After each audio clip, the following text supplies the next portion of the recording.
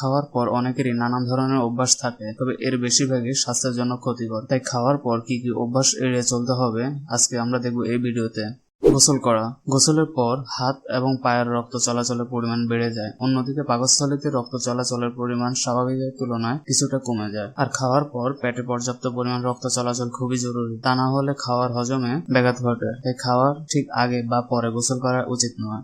ধূমপান করা। অনেকে মনে করেন যে ভারী খাবার খাওয়ার পর সিগারেট হজমে সাহায্য করে, তবে এই ধারণা একেবারে ঠিক নয়। যারা নিয়মিত সিগারেট পানে অভ্যস্ত তাদের ভরপেটে খাওয়ার পর যেন একটি সিগারেট না হলে চলে না। গবেষণায় দেখা গেছে যে খাওয়ার পর একটি সিগারেট খাওয়া 10টি সিগারেট খাওয়ার সমান। ধূমপান বরাবরই শরীরের জন্য ক্ষতিকর। খাওয়ার পরে যদি সিগারেট খাওয়া হয় তাহলে তার ক্ষতির পরিমাণ হয় 10 গুণ বেশি।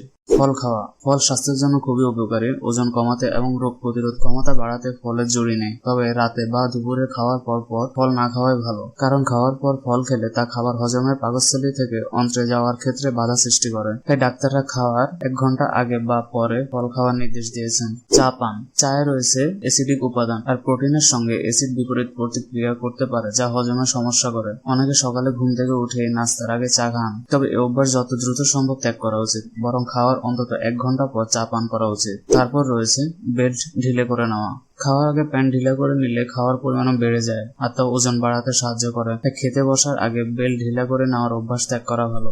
খাওয়ার পর অনেকেরই ঝিমুনি ভাব চলে আসে, তবে খাওয়ার পরই ঘুমানো ঠিক নয়, কারণ এতে হজম প্রক্রিয়া ব্যাঘাত ঘটে। তাই খাবার ঠিকভাবে হজম হয় না, আর ঠিকভাবে হজম না হলে বিভিন্ন শারীরিক সমস্যা দেখা দেয়। তাই খাওয়ার পর না ঘুমিয়ে কিছুটা সময় অপেক্ষা করে তারপর শোয়া উচিত।